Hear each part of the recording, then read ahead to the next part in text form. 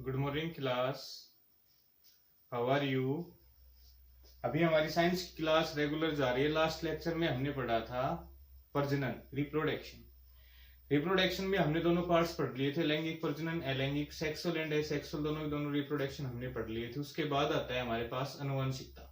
अनुवांशिकता बोल दो या फिर इंग्लिश में बोले तो हेरिडिटी होता है। हेरिडिटी के बारे में सबसे पहले किसने बताया था? Gregor John Mendel. Gregor John Mendel. Dear guys, हम सबसे पहले ग्रेगर जॉन मेंडल के ऊपर आते हैं कि ग्रेगर जॉन मेंडल एक ऑस्ट्रिया का साइंटिस्ट था। साइंटिस्ट नहीं कह सकते वो, कि एक चर्च में पादरी के रूप में कार्यरत था। उसके बाद उसने एक्सपेरिमेंट शुरू किए। एक्सपेरिमेंट उसने सबसे पहले किसके ऊपर शुरू किया? मटर के पौधे पे। मटर के पौधे पे जैसे ही उसने एक्सपेरिमेंट शुरू किया, एक्सपेरिमेंट के बाद उसने 7 प्रयोग किए। 7 प्रयोग में वो 7वां प्रयोग उसका सफल रहा। तो उसने कब किया? 1866 में अपनी रिपोर्ट पेश की एक्सपेरिमेंट्स की, जिसमें उसने सफलता मिली। उस रिपोर्ट के दौरान उसने ये बताया कि अनुवांशिकता लिविंग बीइंग, सजीव वस्तुओं में, जीवित वस्तुओं में होती है। तो अनुवांशिकता के बारे में यदि मैं एक बार थोड़ी सी डेफिनेशन के रूप में उठाऊं कि पीढ़ी दर पीढ़ी गुणों का जो ट्रांसफर होता है, पीढ़ी दर पीढ़ी जो गुण एक पीढ़ी से दूसरी पीढ़ी में आते हैं, तो क्या होता है? वो अनुवंशिकता। इसको समझने से पहले हम एक जनरल एग्जाम्पल के ऊपर आते हैं कि बोलते हैं कि 7 पीढ़ी होती है। अब 7 पीढ़ी बोल दिया हमारे पास, बुजुर्गों ने हमें बता दिया कि 7 पीढ़ी होती है। 7 पीढ़ी का मतलब क्या होता है कि जो पहला हमारे पास कपल था, नर व मादा थी, उसके बाद जो हमारे पास क्या आते हैं, उनकी जो गुण आते हैं वो कहां तक आते हैं? 7वीं पीढ़ी तक आते हैं। क्योंकि कई बार हमने जनरली पढ़ा हुआ है, जनरली सुना भी हुआ है, उस कई गलत भी हमारे पास एग्जाम्पल्स हैं। जैसे कि बोलते हैं कि 50% होता है कि नर व मादा, या फिर पेरेंट्स का 50% नर का और 50% मादा का बच्चे में आता है। ये बिल्कुल एग्जैक्ट 50 नहीं होता है। 50 हो सकता है, but there is no compulsion कि 50 ही हो। ऐसा होता है कि मान लो माता में से 40 आए हैं, नर में से, और मादा में कितने चले जाते हैं? 60। बट क्या होता है कि ये गुण चलते रहते हैं। कौन सी पीढ़ी तक? 7वीं पीढ़ी तक। 8वीं पीढ़ी की यदि हम बात करें तो इस एक नंबर जो पहली पीढ़ी थी, उसकी 8वीं पीढ़ी में कोई भी गुण नहीं मिलता। अब हम आते हैं ग्रेगर जॉन मेंडल ने। तो सबसे पहले अनुवांशिकता जो गुणों का ट्रांसफर होता है एक पीढ़ी से दूसरी पीढ़ी में जाते हैं, उसके बारे में सबसे पहले हमें ग्रेगर जॉन मेंडल ने बताया था। उन्होंने एक्सपेरिमेंट शुरू किया किसके ऊपर? मटर के पौधे पे। तो उन्होंने क्या लिया? मटर के पौधे में कुछ एक एग्जाम्पल या फिर एक प्रयोग हम यहीं पे करके देखते हैं कि क्या वो सही था या गलत था। तो सबसे पहले उसने कैसे पौधे लिए? लंबे पौधे। इनको हम ऐसे भी लिख सकते हैं कि शुद्ध, कि प्योरली टॉल प्लांट्स लिए उसने, कि बिल्कुल प्योरली थे, कि उनमें कोई भी पौधा छोटा नहीं था। फिर उसने क्या लिया? शुद्ध बौने पौधे ले लिए। शुद्ध बौने पौधे का मतलब क्या हो गया कि उसने स्मॉल प्लांट्स ले लिए जो प्योरली स्मॉल ही थे। तो उसने क्या किया कि इसको यदि हम बौने लंबे पौधे को कैपिटल टी से डिनोट करें, छोटे पौधे को हम स्मॉल टी से डिनोट करें, तो उन्होंने क्या किया? 2 विधियां अपनाई। 2 विधियां मींस 2 प्रोसेस होते हैं। जैसे पॉलिनेशन होता है, जिसको परागण हमने लास्ट टाइम पढ़ा था। परागण क्या होता है कि पराग कणों का पुंख केसर से स्त्री केसर तक पहुंचना। मींस जो नर फूल होता है उसके पुंख केसर जो होते हैं स्त्री केसर के स्टिग्मा तक पहुंच जाते हैं, चिपक जाते हैं, तो उसको हम क्या बोलते हैं? परागण बोलते हैं। तो क्या किया उसने? सबसे पहला परागण क्या लिया उन्होंने? स्वपरागण। स्वपरागण, स्वपरागण मींस सेल्फ पॉलिनेशन। इसमें भी उन्होंने क्या लिया? स्वपरागण। स्वपरागण की यदि मैं बात करूं, सेल्फ पॉलिनेशन, तो क्या होता है कि ये तो शुद्ध लंबे पौधे हैं, इसमें बौने पौधे के कोई भी गुण नहीं है, कोई भी पौधा नहीं है। तो उसका एक्सपेरिमेंट क्या हुआ कि ये टॉल हुए। उसके बाद भी यदि स्वपरागण होता है तो भी क्या रहेंगे? टॉल। ये क्या रहेंगे? स्मॉल पौधे रहेंगे। उसके बाद ये भी क्या रहेंगे? स्मॉल पौधे।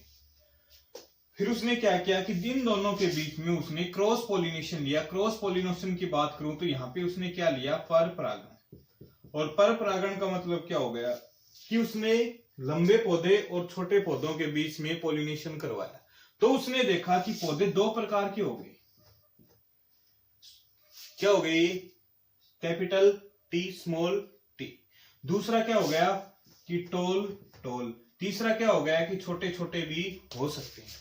फिर से उसने जैसे ही इसको स्वपरागण के ऊपर लिया कि ये कैसे पौधे हो गए? संकर आकार पौधे, संकर आकार पौधे, सॉरी यहाँ पे लिख सकते हैं, ना तो बड़े रहे ना ये क्या रहे छोटे। कैपिटल टी का एक एग्जांपल हमने यहाँ पे सेट कर दिया, स्मॉल टी का एग्जांपल हमने यहाँ पे सेट कर दिया, तो क्या हो गए संकर आकार पौधे और रह गए हमारे पास। फिर उसने फिर से इन्हीं पौधों का क्या करवाया, स्वपरागण। स्वपरागण करवाने के बाद उसने क्या देखा कि इससे भी फिर दो प्रकार के पौधे हो गए, एक तो कैपिटल टी जिसको हम शुद्ध लंबे पौधे, और ये क्या हो गए शुद्ध बौने पौधे।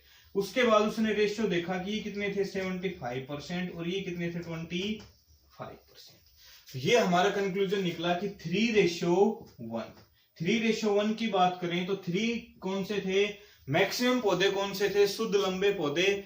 छोटे पौधे कितने थे, कम थे, वो कितने थे केवल और केवल 25%, ये कितने थे 75%।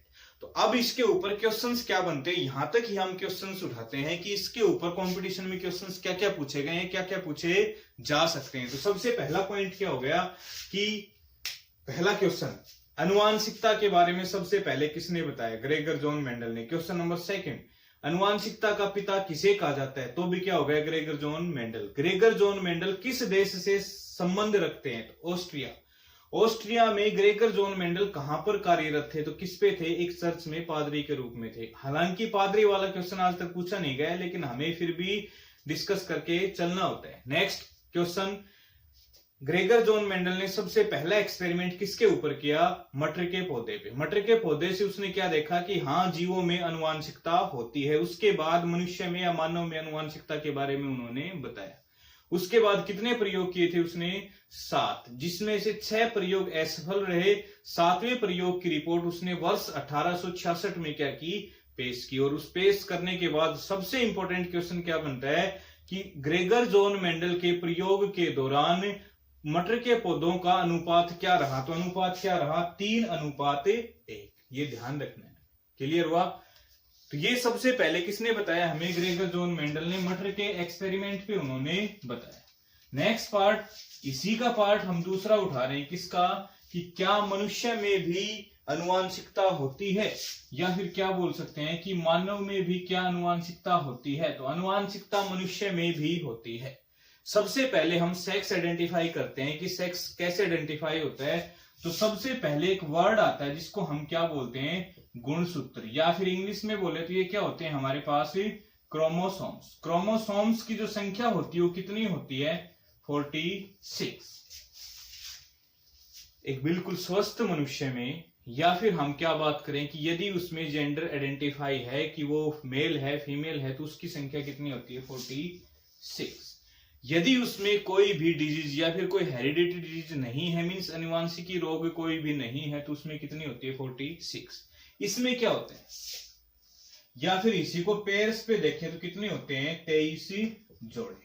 23 जोड़े या फिर टोटल कितने होते हैं, 46, जिसमें 44 या फिर क्या बोलते हैं 22 जोड़े ये क्या होते हैं, कॉमन होते हैं। कॉमन की यदि मैं बात करूं तो मेल हो फीमेल हो गर्ल हो बॉय हो, ये सभी में क्या रहते हैं, कॉमन। बाद में बात आती है कि 22 जोड़े तो कॉमन है, बच गया क्या, या तो 2 बोल दो या फिर 1 जोड़ा, ये क्या बोला जाता है, सेक्स क्रोमोसोम। सेक्स क्रोमोसोम्स की बात करूं तो यदि मैं यहाँ पे एक तो होता है हमारे पास नर और एक क्या हो गया मादा, तो क्या हो गया, एक मेल हो गया और एक क्या हो गया फीमेल। इसमें क्या होता है, नर में होता है एक्स एंड वाई, मादा में क्या होता है एक्स एंड एक्स। अब यहां से हमारे पास आता है पॉइंट कि यदि यहां से एक्स उठ के आता है, तो यहां से तो एक्स उठ के आना, ये क्या हो गया, ये हो गई गर्ल बेबी। यदि यहां से उठ के आता है वाई, यहां से वाई उठ के आता है और यहां से क्या आता है एक्स, तो ये क्या हो गया बॉय। अब एक जनरल पॉइंट मैं आपके साथ डिस्कशन करना चाहूंगा कि कई बार क्या होता है कि कई बार बाबा होते हैं, बाबा दवाई देते हैं किसकी, लड़के की। माइंड में क्वेश्चन आता है कि जो फीमेल कैंडिडेट है उसके पास तो एक्स एक्स ही है, मेल के लिए या फिर बॉय बेबी के लिए क्या होता है, वाई की जरूरत होती है, वो किस में होता है, नर में, मींस मेल में होता है, फिर पिता में होता है। तो रीजन क्या होता है कि ड्यूरिंग फर्टिलाइजेशन के दौरान या फिर निषेचन क्रिया के दौरान मादा के पास दोनों होते हैं एक्स एंड वाई। उसका केवल और केवल एक पॉइंट होता है कि वो केवल और केवल माता के गर्भाशय में हीट जनरेट करते हैं, एक उष्मा देते हैं, जिसके कारण x की बजाय y उत्तेजित होता है, और उत्तेजित होने के बाद वो x के साथ संलग्न होने के बाद क्या बनता है, x एंड y। लेकिन अकॉर्डिंग टू साइंस 95% ऐसे जो बॉय बेबी होते हैं वो अनसक्सेसफुल होते हैं। सबसे ज्यादा प्रॉब्लम सेक्सुअल रिलेशनशिप के दौरान उनकी होती है। तो ये चीजों के अंदर, या फिर दूसरा माइंड के अंदर क्वेश्चन आए कि ऐसी कोई चीज है तो साइंस अभी तक एब्जॉर्व क्यों नहीं कर पाई, बिकॉज प्रत्येक फीमेल कैंडिडेट्स के अंदर हीट का रेशियो अलग अलग होता है, उसमें कोई भी हम चीज फिक्स नहीं कर सकते। तो ये हमारे पास उस चीज को केवल डिस्कशन मैंने इसीलिए किया है क्योंकि जनरल नॉलेज के लिए आपके पास होनी चाहिए कि आप भी कभी भी इन पाखंडों के अंदर ना जाएं। इसलिए गुणसूत्रों के क्वेश्चन आता है, गुणसूत्रों की संख्या कितनी होती है, 46, जोड़े कितने होते हैं, 23, कॉमन कितने होते हैं, 22 जोड़े, या फिर कितने होते हैं, 44, सेक्स क्रोमोसोम्स कितने होते हैं, 2 या फिर 1 जोड़ा। यदि नर की बात करें तो क्या होता है, एक्स एंड वाई, मादा की बात करें तो एक्स एक्स, यदि बेबी की बात करें तो यदि दोनों में एक्स एक्स जाता है तो क्या होगी, गर्ल, या फिर एक में एक्स और एक में वाई जाता है तो क्या हो जाते हैं, बॉय। इसके बाद दूसरा पार्ट आता है हमारे पास डीएनए, जो कि अनुवांशिकता का ही रिलेटेड है। डीएनए, डीएनए के ऊपर एक क्वेश्चन आता है, क्वेश्चन आ जाए कि डीएनए टेस्ट कब कब करवाया जाता है। सबसे पहले पेरेंट्स के लिए, दूसरा बलात्कारी के लिए, तीसरा यदि कोई भी मुजरिम होता है तो उसका भी डीएनए टेस्ट करवाया जाता है। डीएनए टेस्ट एक ऐसी सबसे बड़ी आइडेंटिफिकेशन होती है कि हम अपना डीएनए टेस्ट करवा के ये पता लगा सकते हैं कि हमारा डीएनए किसके साथ मैच कर रहा है। डेफिनेट सी बात है, पेरेंट्स के साथ मैच करता है। कई बार क्या होता है कि रेपिस्ट का पता नहीं चलता कि कौन था कौन नहीं था, उसके लिए भी किसका प्रयोग किया जाता है, डीएनए टेस्ट का। नेक्स्ट पार्ट की यदि बात करूं कि बहुत बड़ा कोई क्रिमिनल है, मुजरिम है, उसके लिए भी किसका टेस्ट करवाया जाता है, डीएनए का। पहला क्वेश्चन, डीएनए का पूरा नाम डिऑक्सीराइबोन्यूक्लिक एसिड। सेकंड क्वेश्चन यहीं से बनता है, क्यों बोल देते हैं, कई बार पूछा गया, स्टूडेंट बोल देते हैं वो सर ये तो बताया नहीं था। क्वेश्चन आ जाता है डीएनए की प्रकृति कैसी होती है, नेचर ऑफ डीएनए मींस प्रकृति कैसी होती है। उसमें होता है एसिडिक, बेसिक, या फिर न्यूट्रलाइजेशन, या इनमें से कोई नहीं। तो न्यूट्रल तो होता ही नहीं।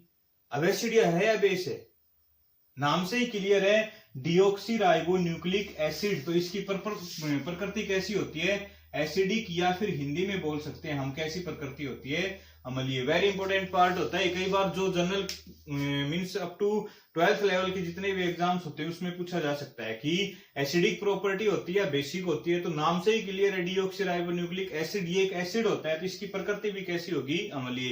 क्वेश्चन ये भी आता है डीएनए का पीएच मान क्या होता है, क्वेश्चन आ जाए पीएच मान क्या होता है। तो यदि हम बात करें कि 7 पे तो क्या हो जाता है, उदासीन। उदासीन की बात करें न्यूट्रलाइज, या फिर शुद्ध पानी का पीएच मान कितना होता है, 7। 7 से नीचे एसिड, 7 से ऊपर बेस। झंझट खत्म कि 7 से नीचे जितने भी होते हैं जिसका पीएच मान 7 से नीचे होगा वो सारे के सारे क्या होंगे, अम्लीय। क्वेश्चन आ जाए कि डीएनए का पीएच मान कितना होता है, 7 होता है, 7 से कम, 7 से ज्यादा, इनमें से कोई नहीं। सिंपल सी बात, 7 से कम, क्योंकि एसिडिक प्रॉपर्टी होती है। उसके बाद एक सबसे इंपॉर्टेंट पार्ट आता है जीन।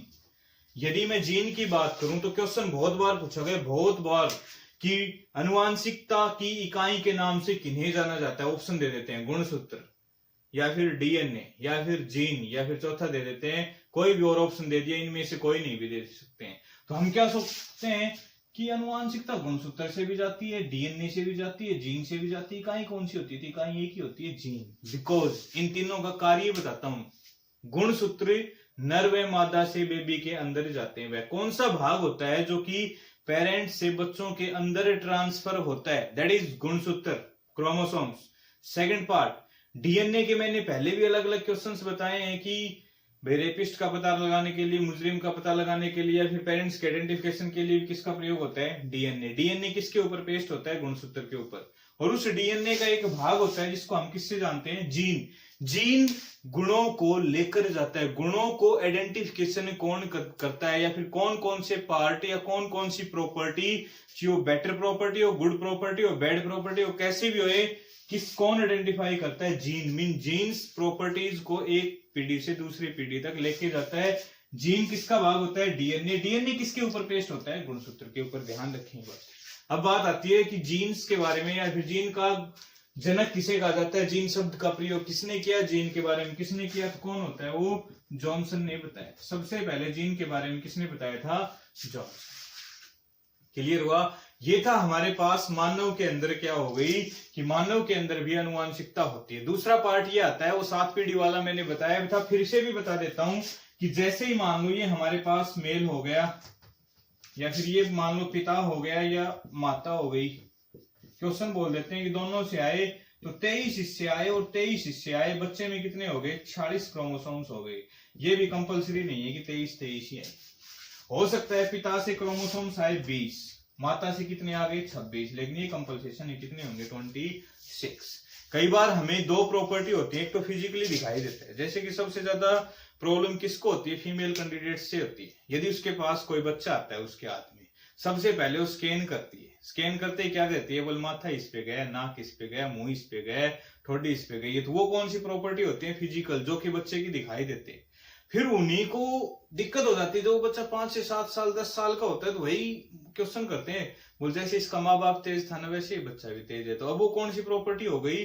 अंदर की हो गई, केमिकल। कई बार आवाज से भी हो जाते हैं। कई बार क्या होता है कि उसके पिताजी के 20 साल की उम्र में हेयर्स व्हाइट हो गए थे, बच्चे के भी हो रहे हैं, वो भी कौन सा है? अनुवांशिकता। उसके दांत गिर गए थे उसके पिताजी के 40 साल की उम्र में, उसके भी दांत गिर गए, या फिर उसको दिखाई कम देता था, या फिर तोतला बोलता था। कई बार क्या होती है? गर्दन छोटी हो जाती है, जीभ मोटी हो जाती है, माथा चौड़ा, हाथ चपटे, गर्दन जालीदार हो जाती है। ये भी सारे के सारे किसमें आते हैं? सिम्टम्स किसमें आते हैं? अनुवांशिकता में। तो ये हमारे पास क्या था कि अनुवांशिकता हमने किसमें पढ़ी है? पौधे में भी पढ़ी है और ह्यूमन बींग्स में भी। अब आते हैं हमारे पास अनुवांशिक डिजीज। अनुवांशिक डिजीज के बारे में हम पढ़ेंगे नेक्स्ट लेक्चर के दौरान, जब हम डिजीज पढ़ेंगे। Okay, thank you.